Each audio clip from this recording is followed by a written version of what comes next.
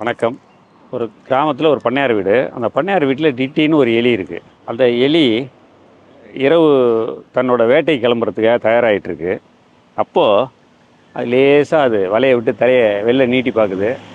அங்கே ஹாலில் பண்ணையாரும் அவர் மனைவியும் ஒரு பார்சலை பிரிச்சிட்டு இருக்காங்க. பார்சலை பிரிக்கவும் எலிக்கு ஒரே ஆர்வமாயிடுது. ஓ, இது ஏதோ பார்சல் பிரிக்கிறாங்க, நம்ம சாப்பிட்ற பொருள் ஏதாவது இருக்கும் அப்படின்னு சொல்லி பார்த்துக்கிட்டே இருக்கும்போது பிரித்து வெளில எடுக்கிறாங்க. அது ஒரு எலிபொறி கட்டை. அதை பார்த்ததும் அப்படியே பக்குன்னுச்சு எலிக்கு.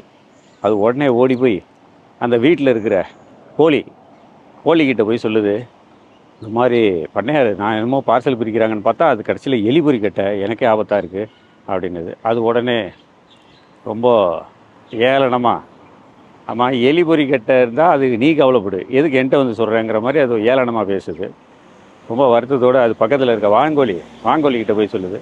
அது இதை விட மோசமாக பேசிட்டு, எலிபொறி கட்டையெல்லாம் பார்த்து நான் பயப்பட தேவையில்ல ஓ அப்படிங்குது. அப்புறம் இது ரொம்ப வருத்தத்தோடு போய் அங்கே இருக்க அவங்க வீட்டில் வளர்க்குற ஆட்டுக்கிட்ட போய் சொல்லுது, இந்த மாதிரி பண்ணையார் எலிபொறி கட்டை வாங்கிட்டு இருக்காரு. அது ரொம்ப இன்னும் இதுக்கெல்லாம் வேற மேலே, என்ன நீ எலிபொறி கட்டைக்கெல்லாம் நான் எதுக்குடா பயப்படணும், நீ தான் பயப்படணும், நான் எதுக்கு பயப்படணும் அப்படின்னு சொல்லி அதை கேவலப்படுத்தி அனுப்பிடுது. ரொம்ப வருத்தத்தோடு வருது எலி வந்துடுது.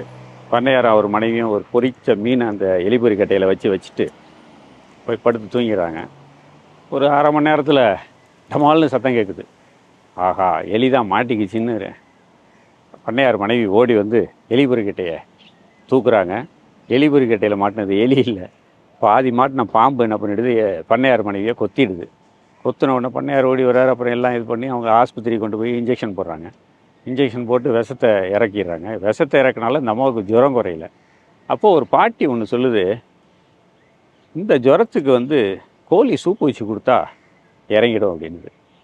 புறா கோழியை பிடிச்சாங்க. கோழியை அடித்து சூப்பு வச்சாச்சு. சூப்பு வச்சு குடிச்சிட்டு பண்ணையார் மனைவி கொஞ்சம் கொஞ்சமாக தான் தேறிட்டு இருக்காங்க. அப்போது பார்க்க சொந்தக்காரவங்கெல்லாம் வராங்க. அவங்கெல்லாம் வராங்கன்னதும் அவங்களுக்கு சமைச்சு போகிறதுக்காக வாங்கோலியை பிடிச்சி அடிச்சிட்டாங்க. ஒரு நாள் வாங்கோலியை அடித்து அதுவும் விருந்தாயிடுச்சு. கோழி போயிடுச்சு, இப்போ வாங்கோலி போயிடுச்சு. இப்படி போயிட்டுருக்கப்போ இந்த அம்மா ஒரு வாரம் 10 நாளில் தேறி நார்மலுக்கு வந்துட்டாங்க. இவங்க தேறி வந்ததை கொண்டாடுறதுக்காக ஊருக்கு ஆடை வெட்டி விருந்து வச்சுறாரு பண்ணையார். இப்போ ஆடும் கதை முடிஞ்சு போச்சு, ஆடோட கதையும். இப்போ கோழி, வாங்கோலி, ஆடு 3 கதையும் முடிஞ்சு போச்சு. ஆனால் எலிபொறி கட்டை வாங்கினது எலிக்கு. இப்போ அந்த பாம்பு கடிக்கு காரணமான எலிபொறி கட்டையை தூக்கி பண்ணையார் தூக்கி பரன் மேலே போட்டார். எலி தப்பிச்சுது. இந்த கதையிலேருந்து தெரிய வர்றது என்னென்னா, நம்ம பக்கத்தில் இருக்கவங்க ஏதாவது சொன்னாங்கன்னா என்ன ஏதுன்னு காது கொடுத்தாவது கேட்கணும். ஏன்னா அடுத்தவங்க பிரச்சனையை நம்ம கேட்குறதுனால ஒன்றும் கஷ்டம் இல்லை, அவங்களுக்கு ஆறுதலாக 4 வார்த்தை சொல்லலாம். அதை விட்டுட்டு நம்ம ஏளனம் பண்ணுறது, நாளைக்கு இதே போல் நிலைமை நமக்கும் வரலாம். அதனால் அடுத்தவங்க சொல்கிறத காது கொடுத்து கேளுங்கள். நன்றி, வணக்கம்.